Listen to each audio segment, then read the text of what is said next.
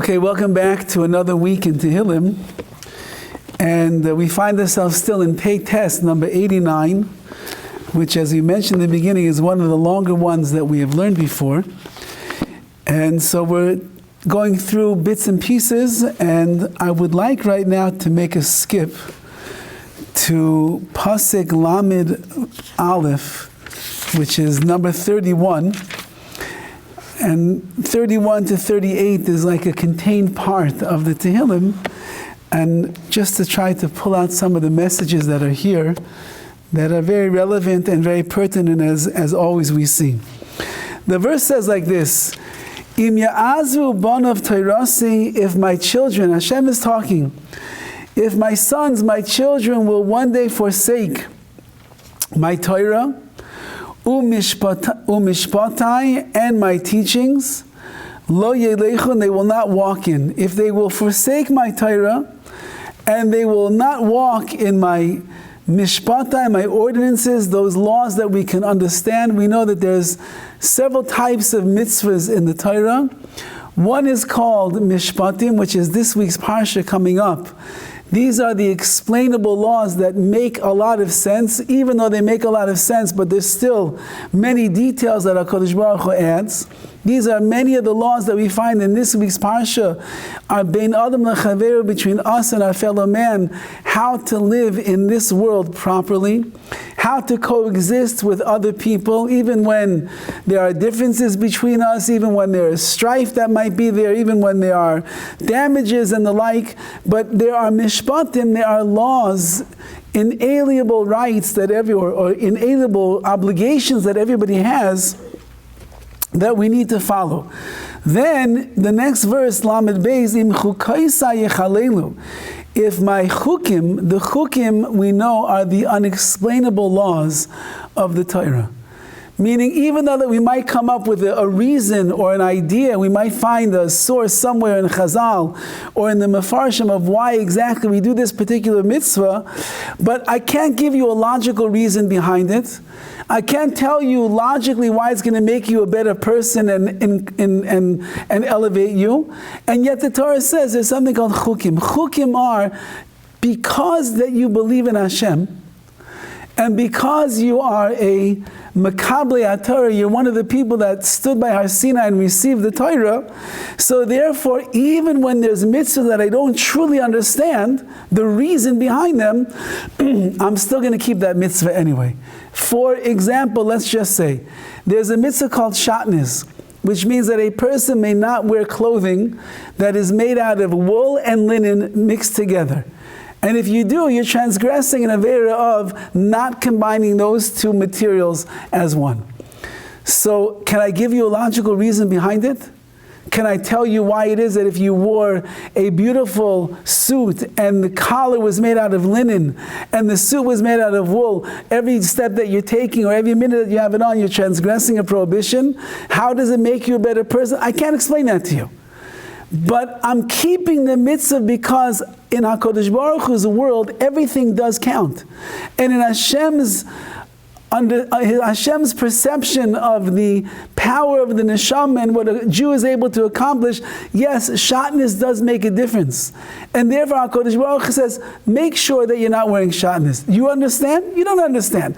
Even though that there's a Sefer HaChinuch that writes a reason that we could try to understand, but even without that, there are chukim, there are obligations that a person has to keep because I'm doing it because Hashem told me to. I believe in the Ribbono Shel Olam. I know that He knows what is best for me. Every single mitzvah enhances a different aspect of my neshama, of my spiritual life in this world and the world to come. And if Hashem says to do, then that's what I'm going to do. But if the chukim you're going to profane, and my commandments, which also we'll have to see the difference between mishpatim and mitzvahs. Also, the mitzvahs are more of the commands that I could understand as well. Then says the Torah, then I'm going to punish them with the rod, pisham for their sins, ubenegoyim avainam, and their iniquity will come with troubles as well. So this says let's just take these 3 verses right now. Basically, if a person begins to veer off of the pathways of Torah, HaKadosh Baruch Hu, and he sees the way that they're going in the things that they're doing, it's not something that Hashem takes very kindly. It's painful to the Rebbeinu Shalom to see someone that is rebelling against the Torah in such a way. And as the pasuk is saying, unfortunately, when we step out of line and we veer from the path, there is punishment that is coming. But let's just see some of the words over here in the Mefarshim to understand this better. I'd like to start with Rav Gamliel Rabinovich today, and he says like this: Yesh levayer psukim elu derech remez. Let's explain these verses in a remez, in the way that it's hinting to something very profound. Im ya'azvu banav Torasi, if my children will leave my Torah, uve mishpatai lo yelechon, and they will not walk in the ways of my mishpatim, of my ordinances, my laws. Says Rav Gamliel, techilas nefilasoi shel adami. What is the beginning of the downfall of a person in this world? Where does a person begin to slip at first that's going to take them off the path of Torah the way that they know that they should keep? When that person is not engaged in the study of Torah, and we'll add for our class as well, when they're not engaged in the keeping of the mitzvahs of the Torah. If a person is not engaged in the study, in the understanding, in the keeping of the mitzvahs, then certainly, if you're not learning and you're not studying, you're not trying to understand, you are not going to be walking in the way of Torah either. And since that is true, you come to a very low level, which is if you desecrate my chukim, those that we cannot understand, and the mitzvahs you do not guard, you'll end up transgressing all the mitzvahs in the Torah. Says Rav Gamliel, there's a very simple equation over here that Dovid HaMelech is speaking about. And it goes like this. If a person is a believer in HaKadosh Baruch Hu, and they believe in his Torah, and they believe in his mitzvahs, and they learn, and they study, they try to understand, and they're walking in that path, so then everything is going to be great. Now, you might stumble once in a while, you might fall down, you might, like when you ride the bike, so you fall down, you get back up. That's how it works. I'm not going to be perfect. Hashem understands that. I'm going to make mistakes. Hashem understands that. I will fall, I'll get back up, I'll try again, I might fail again, but the main thing is, I'm trying to stay on the derech, on the path that is the pathway of Torah and the pathway of mitzvahs. But if I get to a place where I'm no longer engaging in the study or the understanding of what Torah is all about, if I'm turning away from my connection to the Torah, what is going to happen? Then I will end up not, as it says over here in the verse, I will end up leaving the Torah, and I will end up even leaving the mishpatim, which are the basic, obvious things that a person should do, and that will carry me then to the chukim, the ones that I don't really understand so well, and even the mitzvahs, which is the mitzvah just to fill up my life and my day with observance, even that I'm going to end up veering from the path. And therefore, we learn how much a person must be careful in the learning of Torah, because it all starts with the learning. Klal Yisrael came to Har Sinai, and they were offered the Torah, and they said, Na'aseh v'nishma, we will do, and then we will hear. Which means we don't have time right now to absorb all of the Torah that you want us to be able to learn, Hashem. But let us just accept it upon ourselves. We're going to learn that Torah. We're going to keep the Torah, and we will continue learning it every single day of our life, so we will know exactly what it is that Hashem wants us to do. You know, many times people become Balei Tshuva, they commit themselves, they live their whole life secular, And then at the age of 20 or 25 or 30 or 35, they say, you know what?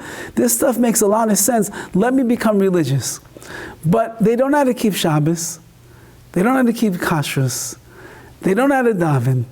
They don't know how to read Hebrew. They don't know so many things. So what are they supposed to do? So we have to be like that Nasiv and Nishma Jew. We have to say, you know what, I'm going to do everything that I possibly can. Whatever I understand, that's what I'm going to do right now. My rabbi will teach me this, the Rebbe will teach me this friend will teach me this. I'll do what I can. I don't know everything. But Nishma, I'm going to continue learning so that I understand deeper and deeper and deeper why it is that I'm doing the things that I'm doing and what exactly it is that I'm doing. Sometimes you go to a shir and you get so inspired by what they're talking about. Let's say they're talking about Lashon Hara. Not to speak Lashon Hara, but not to speak Lashon Hara. And you walk out of there, your goosebumps all over, your hair standing on end. You heard these frightening stories and you heard about the people that don't speak Lashon Hara, all the brachas they get in their life, and you say, you know what, that's it. I'm never speaking Lashon Hara again. But you never learned the laws of Lashon Hara. So now you come home and you sit down with your spouse and you start talking about something that happened that day, and the next thing you know, Lashon Hara is rolling off your lips. You said you'll never speak him. You just don't know the halachas. You don't know the laws. You don't know the parameters of what Lashon Hara is all about. So Naaseh v'nishma, I will do HaKadosh Baruch Hu. I believe in you. I see the Torah is real. I understand what it means to be, the best of my ability right now, at this point, what it means to be a Jew. I want to do, but I don't know. So Hashem says, don't worry, you don't know. Nobody knows everything. Just be nishma. Just commit yourself to continue learning and studying and understanding what it says in the Torah.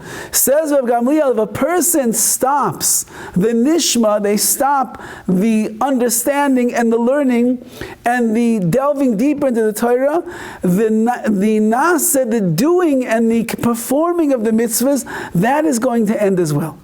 And the first path, the first step of slipping in our avodas Hashem is when I stop caring so much or paying so much attention to what the Torah has to say and trying to understand it deeper. So there's always twofold that is going on. I have to do, because the person who does, this world was not made for only machshavas, only thoughts. It wasn't made for talking. The world is called the Olam HaAsiyah. This is the world of doing. This is the world where we perform, where we engage ourselves in all these amazing activities that Hashem has given us in Torah. That's the world that we live in. At the same time, the less that I know, the less I can do. The more I know, the more I can do.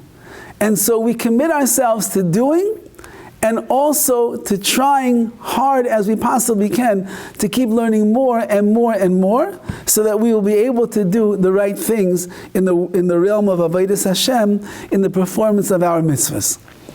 So this is really, it's reminiscent of the famous words of Chazal, that when HaKadosh Baruch Hu was coming to destroy the second Beis HaMikdash, one of the downfalls of the Jewish people in the times of the second Beis HaMikdash was that they were not, it says over there, the Lo Baruchu b'Torah Tehillim, they did not make a blessing on the Torah before they went to learn it. We have a special halacha that just like you cannot partake of food before you make a bracha on it, otherwise it's tantamount to stealing from HaKadosh Baruch Hu. So too, when it comes to learning Torah, when it comes to learning the Torah of Hashem, unless you make a bracha on the Torah, so then it's almost like you're stealing the Torah from Hashem as well. So there's a mitzvah in the morning when a person wakes up, that one of the things that we say in our morning blessings is Birchas HaTorah, the blessings on the Torah, so that we should be able to engage in thinking and talking and the study of the Torah. In that time of the Beis HaMikdash, so the Gemara says a very puzzling thing, that Lo Baruchu b'Torah Tehillim, they did not make a bracha on the Torah in the beginning, which means they didn't make Birchas HaTorah, they didn't make a blessing. So the Ran over there in the Gemara explains, it doesn't mean that they didn't make a blessing. Of course, we're talking about Yerushalayim HaKodesh, we're talking about Tzadikim, Talmidei Chachamim. Of course they were saying brachas, but When they said the bracha, they didn't know, they didn't appreciate what it was they were saying a blessing on. They didn't realize that the Torah it overwhelms every aspect of a person's life, that every little detail in a person's life from the time they wake up in the morning till they go to sleep, it's all governed by what it says in the Torah. And that the Torah is enhancing and filling us up and making us greater, spiritually connected to Hashem. It changes our relationships, it changes our relationship with ourselves, with our spouses, with our children, with everybody. Torah changes us. And they didn't seem to understand that. So when they made a bracha in the morning on the Torah, they didn't have the intention of how great Torah is and what it's going to transform them for that up and coming day. Says Chazal over there, HaKadosh Baruch Hu said to the Jewish people, and that ended up bringing them away. They ended up struggling and straying off the path, and the next thing you know comes along the Babylonians, Bavel, and they end up sending us into an exile of 70 years. Says the Midrash over there, HaKadosh Baruch Hu says to Klal Yisrael, Halavai oisi oizvi, I wish that you would just leave me, says HaKadosh Baruch Hu. Leave me, abandon me, no problem. However, but you should guard my Torah, you should learn my Torah, understand what my Torah is all about. Because the light that is in the Torah, machzir and lemutav, it will bring them back to the side of good. The Torah is so powerful. And there's so much kedusha, and there's so much light that is in the Torah. There's so much ruchniya spirituality, and so much spiritual connection that a person can make between themselves and Hashem, that I wish, says HaKadosh Baruch Hu, just abandon me. You don't want to believe in me, you don't want to follow me, fine. But at least learn my Torah. And if you'll learn my Torah, you'll understand my Torah, there's so much kedusha radiating from the Torah, it will bring you back to the side of good. It will bring you back to me eventually. Says Rav Gamliel, that is what is going on over here. That im ya'azvu banav Torasi, if my children abandon my Torah, it's all downhill from there. If they abandon the learning, they abandon the understanding, and they just don't understand why they're doing what they're doing, because they're not learning enough to really get to the point of pure das, of wisdom and the like.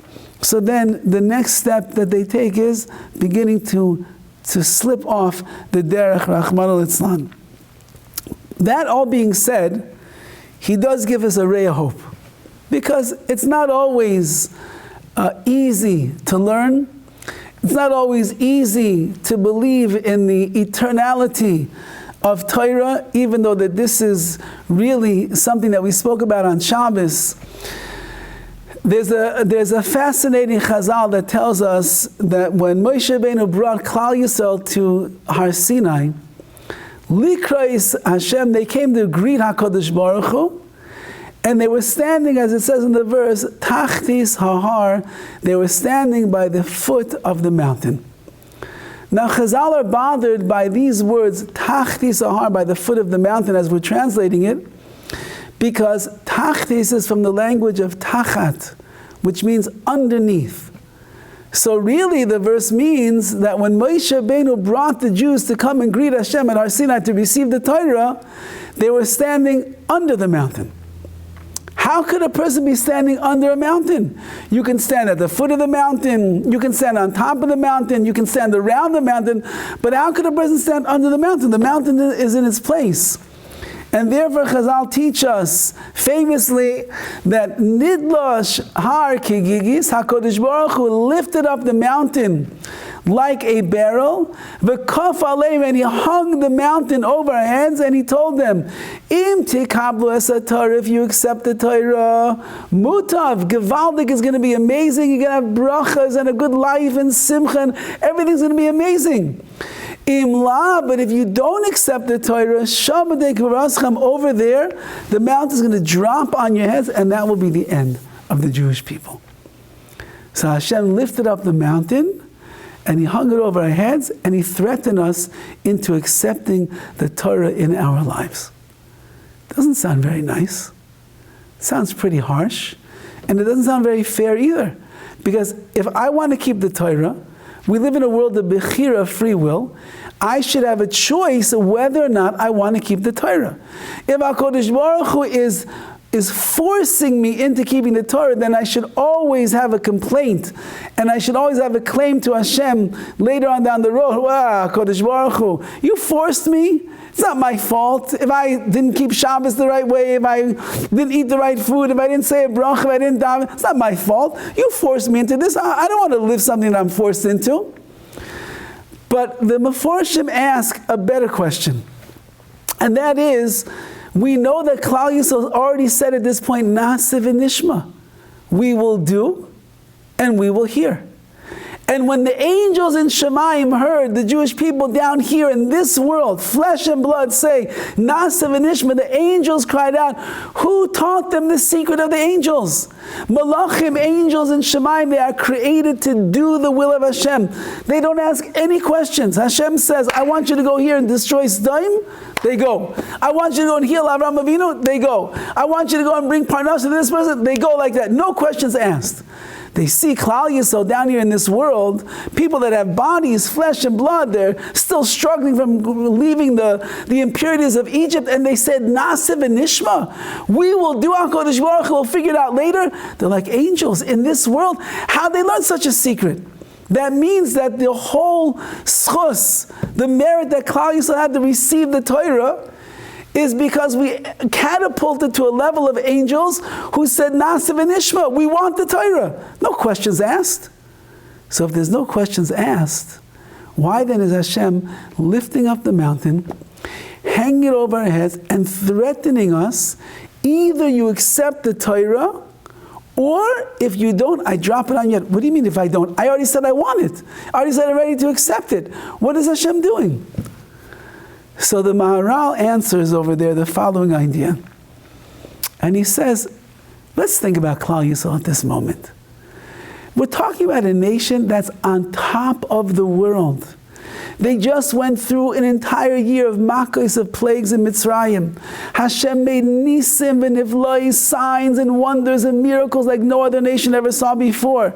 And He destroyed the Egyptians and He elevated their levels of emunah. And then they came to the sea, the Yam Suf, and He split the sea for them.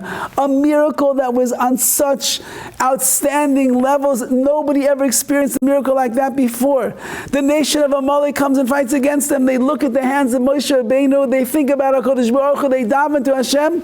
He wipes the enemy away from us. They're on the 49th level of tomb of impurity, coming out of Mitzrayim, and now they go 49 levels of Kedusha. They raise up all the way to the top that they're ready to become prophets like Moshe Rabbeinu and receive the Torah with the voice of Hashem Himself. And Hashem says, you want my Torah? Of course. Who would be foolish not to say it? We're on top of the world right now. Of course we want your Torah, Hashem. Hashem says, but one thing. What's going to happen down the road when you're not the invincible, miraculous, miracle nation, Klal Yisrael, that you are right now? What's going to happen when you come into Eretz Yisrael, you build the Beis HaMikdash, and sometime after the building of the Beis HaMikdash, suddenly the enemy will come in and is going to destroy you and burn the Beis HaMikdash down to the ground and send you into exile? What's going to be then? Will you want the Torah at that point? What's going to be when there's going to be an inquisition in Spain in 1492, and there's going to be slaughtering of thousands and tens of thousands of Jews in the streets, and they're going to exile you out of the country, or they're going to convert you against your will to become a Christian? What's going to be then when you want the Torah? And when there's pogroms and Cossacks and crusades and a Holocaust, we're literally going to watch your children be burned up in the gas chamber. You want to be a Jew? You want the Torah then? HaKadosh Baruch Hu says, I know you Jewish people. Right now everything is great. Of course when it's good, everybody wants the Torah. Everybody wants to be a member of the nation. What's going to be when it's tough? What's going to be when it's hard?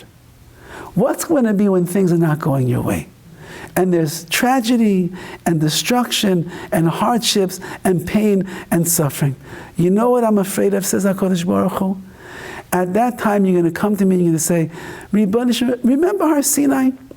We took the Torah upon ourselves willingly. We accepted it, Na'aseh v'nishma. We wanted it then. It was great to be a Jew. But you know what? It's pretty hard to be a Jew right now. Pretty difficult, pretty painful, not so glorious to be a member of our nation. And it's all because we have this Torah. So you know what, Hashem? Take the Torah back. Go find another nation. We don't want it anymore. Says HaKadosh Baruch Hu to Klal Yisrael at Har Sinai, I want you to understand something fundamental in the Torah. The Torah is not your choice. The Torah is a necessity. Just like a person cannot live without oxygen, just like a person cannot live without water or food and for a certain amount of days, just like a person cannot survive if their body doesn't have everything that it needs to be able to live and to breathe and to function in this world, you should know that the Torah is the oxygen of the neshama of every single Jew. And if that Yiddish neshama doesn't have Torah, it is living a life without oxygen, and then it's not a life at all. They might look like they're alive. They might be making lots of money. They might have a great grand life. They might be somewhere in Tahiti with the sand running between their toes and a margarita in hand. It looks amazing. But you should know, if there's no Torah, there's really no life. And therefore, I need to teach you this important lesson, says Hashem, that as much as you want Nasiv and Ishma, you want the Torah in your life. I'm very proud of you. And the truth of the matter is, if Klal Yisrael would not have showed Hashem emphatically how badly they want the Torah, they would not have been zeicha, they would not have merited for him to hang the mountain over their head. But because he saw how badly they wanted, he lifted up the mountain and said, but there's one extra level. And that is, in every generation, in every situation, no matter what you're going through, you must know the Torah is an obligation that is necessary for every single one of us.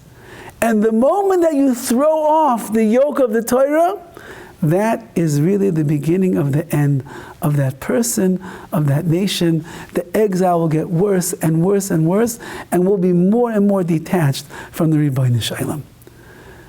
So then he hung the mountain, and they realized it's not only our choice. It is a necessity so that we can have the breath of life, of Yiddishkeit, of Torah, and of mitzvahs. Says Rav Gamliel Rabinovich over here, this idea that if you veer from the path of the Torah, from the learning, from the understanding of acquiring what it means, so then you're just going to start sliding off and off and off and off. And then sometimes it's hard for a person to see, how am I going to get back to where I once was? But he gives us a saving grace in the next explanation of these verses, because it says in Lamed Gimel, Ufekadeti b'shevet pisham, ubenegoyim avaynam, I am going to punish them. V'chazdi, but my kindness, le'ofer, I will not cause my kindness to depart me'imay from him. V'le'ashaker b'emunasi, and I will not be false to my emunah, to my faithfulness, or as we'll see, amunah, faith in Hashem. Listen what he writes over here. And he says like this, even if a person doesn't go in the pathway of Torah and of mitzvahs, they're not whatever, they're in a rut, they're going through a hard time, things are not what they thought it was cracked up to be, they have difficulties and challenges in their life, and therefore it's just hard right now. And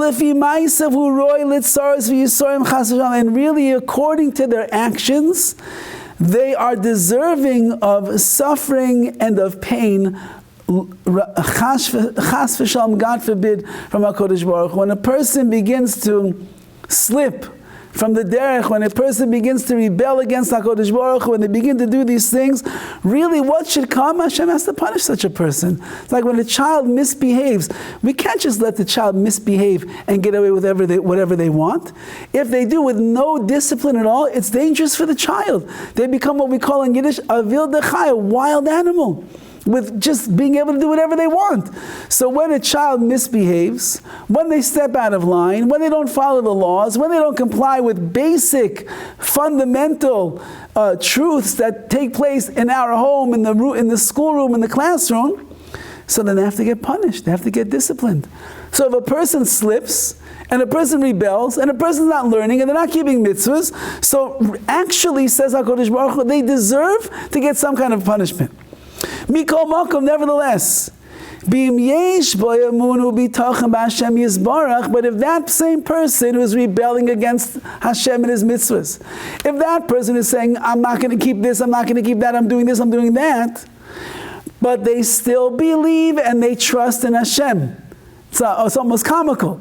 The person is putting the tray food into their mouths, but they say, HaKadosh Baruch Hu, I believe in you. The person is turning on the light switch on Shabbos, but Hashem, don't worry, I still believe in you.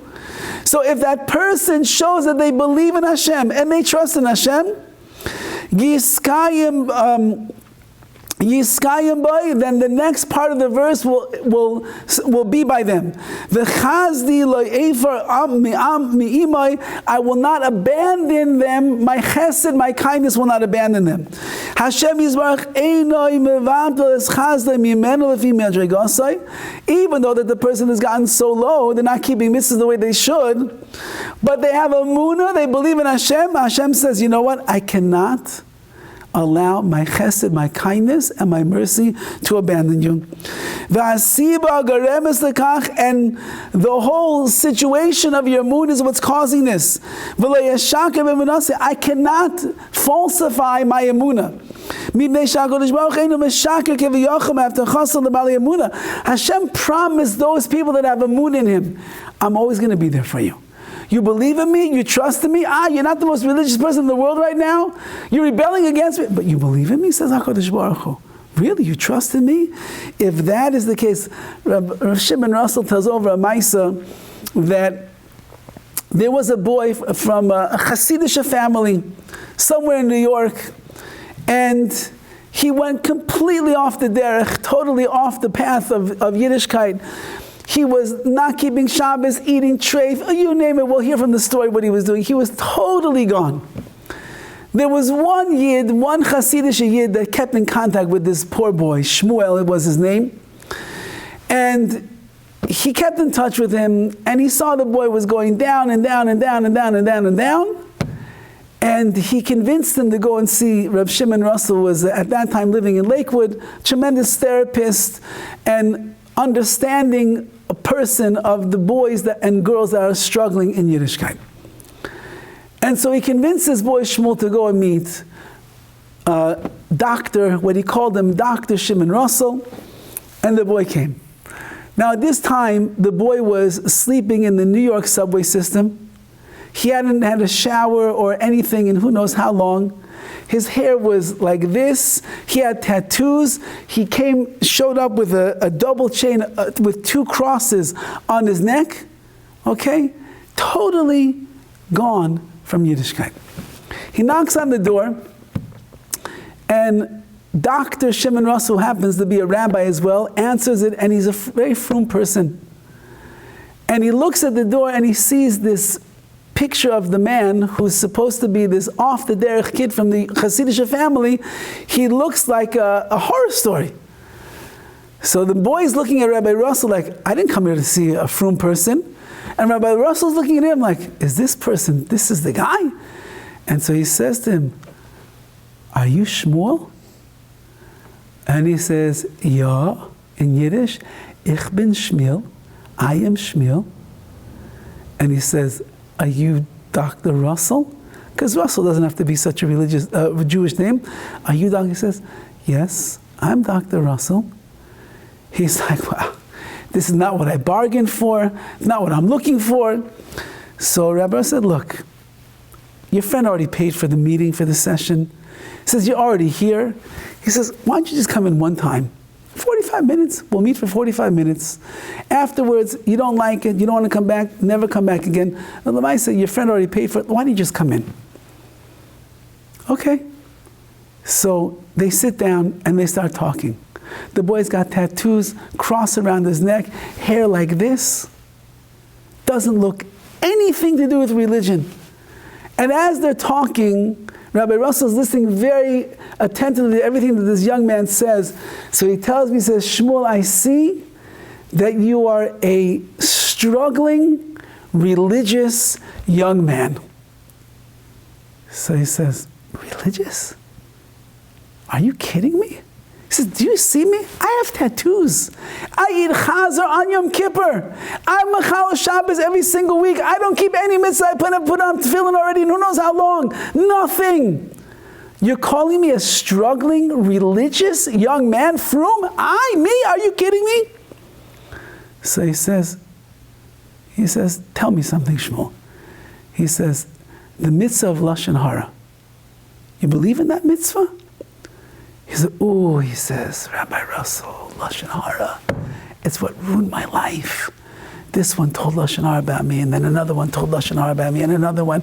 And the next thing I know, I got in trouble with my menayel, and then with my parents, and then with this. And here I am, 3 years later, look at me. It's all because people aren't careful with the mitzvah of Lashon Hara. He said, I told you, you're a struggling, frum young man. You just didn't find your connection yet with the Torah. They spoke for about an hour that day. And Shmuel said, can I come back? He said, of course. He came back again and again and again and again. And before you know it, Rabbi Rosa said, you know what, Shmuel? I think you owe it to yourself to explore your Yiddishkeit. I want you to go to a yeshiva in Israel called Esha Torah. They have classes, philosophy, Gemara, Chumash. I want you to go explore your Yiddishkeit. See if you can figure out what it means to be a religious Jew. And the boy went, and he did tshuva, and he became religious, and today he's living a beautiful, frum life. Says HaKadosh Baruch Hu, if you believe in me, says Hashem, if you hold on to that emunah and that bitachon, I made a promise, I'm not going to abandon you. You didn't abandon me, I'm not going to abandon you. And even the punishments that perhaps I should bring you, because you're deserving of it, you did the wrong thing, I can't control my chesed and my mercy, I'm going to absolve you from the punishments that should come. Ki yadua shebekayach ha'amuna bitachon, with the power of amuna bitachon, belief and reliance and trust in HaKadosh Baruch Hu, yuchal ha'adam lizchais l'rachim v'chasadim, a person can merit chesed, kindness, and rachamim, and the mercy from Hashem. K'mosh mitzin v'midrash, we find a midrash that spells it out clearly. The midrash says, afilu rasha, even if a person is a rasha, wicked person, ubotech b'Hashem, but they trust and they rely on Hashem, chesed yisevavenu, Hashem's kindness is going to encircle them and surround them. Even if a person is a rasha, they're doing the worst things, but they still believe in Hashem, like the Gemara tells us, even a ganav, a thief, who's about to break into the house in the middle of the night so that nobody should see him, but he offers up a prayer to Hashem, please Hashem, help me to rob and loot the house and get everything that I want. Even a ganav, even a thief can call out and pray to Hashem. And if a person is truly a maimin, a believer in the Ribbono Shel Olam, so that person, he's still going to have the chesed and the rachamim and the mercy from the Ribbono Shel Olam.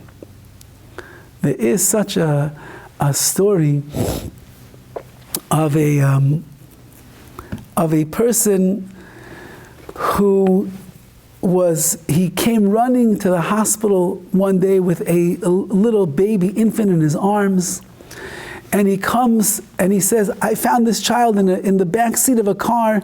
The doors were locked, and the baby, who knows how long they've been there, the baby was passed out. They bring the baby into the hospital, and the emergency team starts working on it, and they get a pulse, and they get life, and they get a breath. And miraculously, this baby that who knows how long they were in the back seat of that car, passed out, who knows, not breathing, comes back to life. They immediately find out who the baby is. They call the parents. The parents come running to the hospital, screeching and screaming. They can't believe what's going on. And they find out that, lo and behold, somebody found the baby, brought him to the emergency room, and the baby, Baruch Hashem, is fine. And they're looking around, who is this person? Who is this person that saved a life? So they point to this man who's sitting in the waiting room. That's him. Now, how did this man find the baby? This man is a car thief.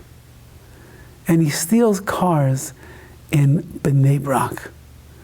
And he was going around stealing cars, and he finds this particular car, and as he's jimming the lock in this car, he looks and he sees in the back seat, he sees the child. And he immediately jump starts the car, and he drives to the hospital, and he delivers the baby to the emergency room, and the baby's life is saved. So now this family has no idea that this man is a car thief and was trying to steal their car. But they find and say, oh, you saved our baby's life, you saved him, we owe you everything. And they start lauding with praises and everything, and the man's starting to feel very guilty. I'm a ganav, I'm a thief. Happens to be, I was stealing the car that had your son in there. He doesn't say anything to them, but he feels very, very guilty. And they say, no, you're a tzaddik, you're unbelievable, you're amazing. You must come to us for Shabbos. We're going to make a Sudas Haidah, a meal of celebration this week. We're going to celebrate with the whole community that our child is alive.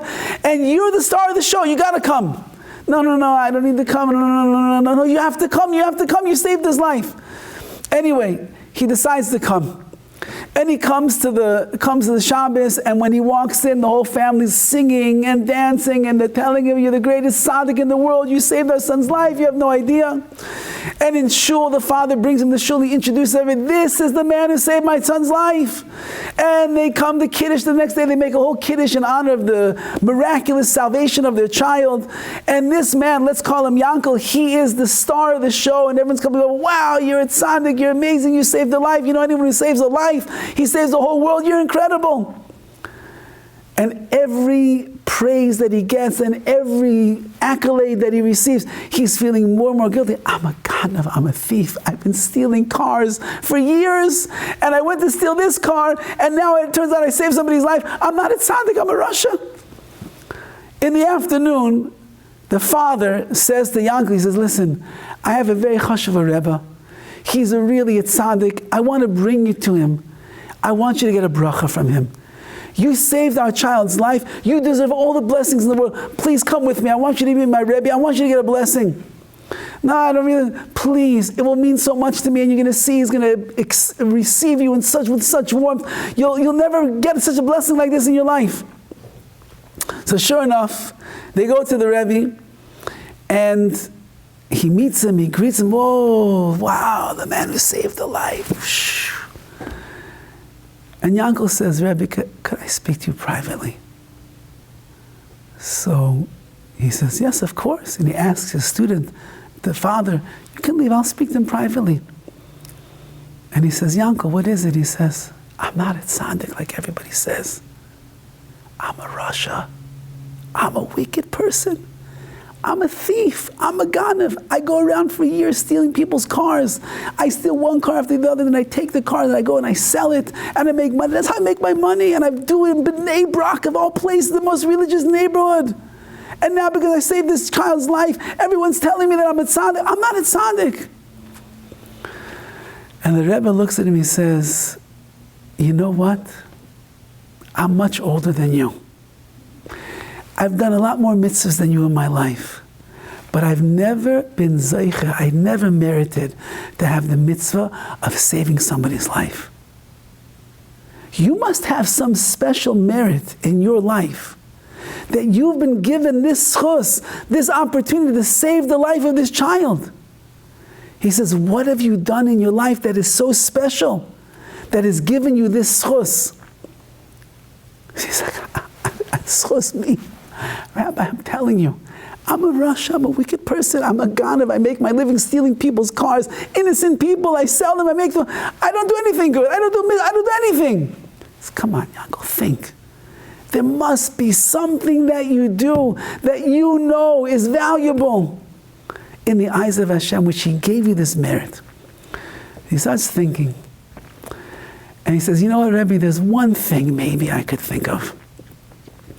He says, when I break into a car to steal it, the first thing I do is I open up the glove compartment and I look at the insurance policy of this person.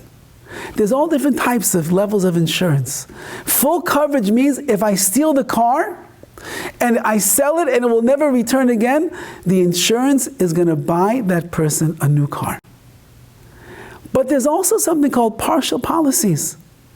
And it means that it's only for like collision. If the car gets in an accident, they're going to help to cover the cost of the accident. But if the car gets stolen, then that person is going to be out of a car and he's not going to get reimbursed by the insurance company and he doesn't have money for that. So you know what I do? Whenever I steal the car, I always look at the insurance policy. If I see it's full coverage, I'll steal the car because I know they're going to get it back. But if it's only a partial coverage, I close the glove compartment, I close the door of the car, and I move on to the next one. That's all that I can think maybe I do. Says the Rebbe, so you are a tzaddik. You are a tzaddik. You see that even when you're stealing. What are you thinking about the person you're stealing from? Are they going to get hurt by this or not? If they're not going to get hurt, you take it. But if they are going to get hurt, you're such a tzaddik, you care about them. Then you don't take the car from them. And that's why you merited to be able to have the schus to save this young boy's life. You are a tzaddik. Says Rav Gamliel Rabanovich over here, okay, so you're having a rough day, you're having a rough week, a rough month, a rough year, mitzvahs are difficult sometimes, Torah adhering, it's hard. Well, you still believe in me, says Hashem. You have emunah and mitachin in HaKadosh Baruch Hu. You believe in me, you turn to me, you talk to me. Then, says HaKadosh Baruch Hu, you're still a tzaddik. And even if you didn't keep mitzvahs the best way today, I'm going to push off whatever yisurim, whatever suffering, whatever pain, whatever punishments to come. I'll push it away. And I'm going to bring you only bracha and good things. Why? Because anyone that believes in me, says Hashem, I can't turn my back on them. If you don't turn your back on me, I'm not going to turn away from you. And this is the beautiful messages of Dovid HaMelech, how Kadosh Baruch Hu is promising for all generations that those who will end up being faithful to Hashem, HaKadosh Baruch Hu will continue to be faithful to them as well. Let me just read you this one last pasuk over here, because it's all along these lines. And that is, if a person does do the wrong thing, I will punish them with the staff. And if they did certain amount of sins, then there's going to be like negoyim, there will be blemishes and the like, lesions, however you want to call it, that are going to come to them. Says Rav Gamliel Rabanovich the following idea: Al yidei hayisurim. And then again, and the next pasuk says, "V'chazdi lo ofir mi imay," and my chesed I will not take away from him. V'lo yashaka b'menaseh, I will not lie about my emunah. And he writes of Gamliel the following: Al yidei yisurim yavin adam v'mat pesha. If a person has yisurim, they have suffering in life. So through that suffering, they'll understand what it is that they did wrong. Because of whatever it is that I did wrong, my sins, that's why the suffering has come. Through the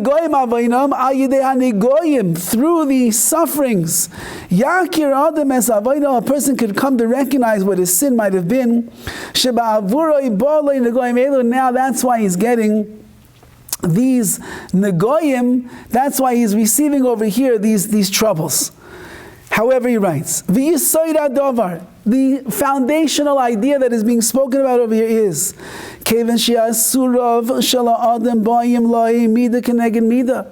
if in fact a person does get some kind of troubles in their life, and some kind of difficulties or suffering, it's measure for measure. Like it says in Chazal, it says in the verse, Ein Yisurim b'lei avon, a person doesn't get any suffering without sin. It says it on this verse, which means if a person sees himself going through difficulties, it's because they must have done something that is wrong. If that's the case, he now understands what he did. The suffering that one must endure is actually for their benefit. Because it reveals the sins, and now I know what to correct. My chesed I will not take away. If Hashem ends up doing troubles for a person, so zeu chesed gadol, it's really an act of kindness. Through his Yisurim, he is able to see what it is that he did wrong. And through that, he awakens himself to do the ultimate act of tshuva. So on one hand, Rav Gamliel is saying that in Hashem's chesed, in his kindness, he will not abandon a person, and he will not leave a person, even if we're doing the wrong things, and he will, in the schus of our emunah, of our belief in Hashem, and our bitachon, our trust in Hashem, he's going to protect us and he's going to guard us. But even that being the case, if a person would receive Yisurim, they would receive difficulties, challenges, struggles, hardships, pain, and the like in their life, they should say, you know what, why is Hashem doing that to me? Hashem doesn't act coincidentally. It must be that it's mida keneged mida, measure for measure. I must have done something that deserves this. Let me examine my ways. Let me look at what I've done wrong over here. And in that way, then I can begin to realize what I did, and then I can return to Hashem. Because that's all these verses are talking about over here. You stop learning so much, you stop keeping the mitzvahs so much, you're straying from HaKadosh Baruch Hu. Well, something must be going on over here. What could it be? What could it be? It's like years ago I heard from a sefer who writes mezuzahs and tefillin. He checks mezuzahs and tefillin. He said there was once a family that came to him, and the family said, "We're going through so much yisurim, so much suffering and pain and struggle. Check our mezuzahs. There must be something wrong with our mezuzahs." That's always the first place people go. Maybe there's a letter that's missing. Maybe there's one word in the letter is missing over that explains why we're going through so many difficulties. So the sofer takes all the mezuzahs. He checks them all. Baruch Hashem, all of them beautiful, perfect, kosher mezuzahs. So the husband and wife come back to pick up the mezuzah. They said, no, what did you find? He said, what did I find? You have beautiful mezuzahs. They're all good. He said, everyone is kosher. Are you sure? Yes, I'm sure. There's nothing wrong. Nothing wrong. Your mezuzahs are 100% kosher. So he said, the husband and wife were dejected. And as they're walking out of his house, the wife turns to the husband and she says, if it's not the mezuzahs, then what could it be? So the sofer said to himself, what could it be? The last I checked, there's 613 mitzvahs that we're supposed to keep. Mezuzah is only one. Maybe you'll need to examine the other 612 mitzvahs and see how you're doing in this one, and in that one, and in Midos, and in this, and Yerushalayim, and Simcha, maybe you have to examine that. And if you examine that, and you don't find anything that you did wrong, then you have a really good question on Hashem. Then it's just because He loves you so much, that's all. But most likely, if a person just digs a little deeper into their life, they'll find something, I'm not so careful in this one, or in that one, I could be better over here. And then we'll begin to understand why things are happening. So on one hand, we don't want to desist from the Torah, because that's painful for us, painful for Hashem. It's a downfall of a person. But if you hold on to your learning, you hold on to your emunah, we'll find grace in the eyes of Hashem. And even if HaKadosh Baruch Hu has no choice but to bring some kind of a punishment to a person, let us realize it's not the wrathful God that is punishing us. It's the God of chesed and rachamim, because He wants us to return. He wants us to get closer to Him.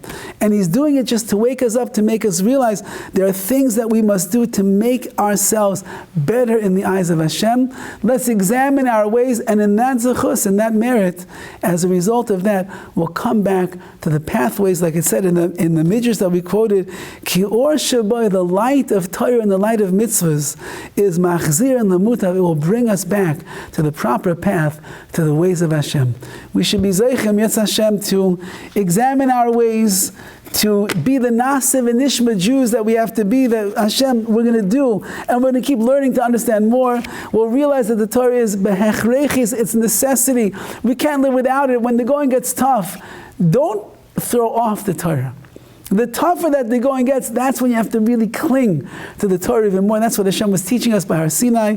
And in that merit, we'll merit the chesed and the rachamim of Hashem. Have a wonderful week, everyone.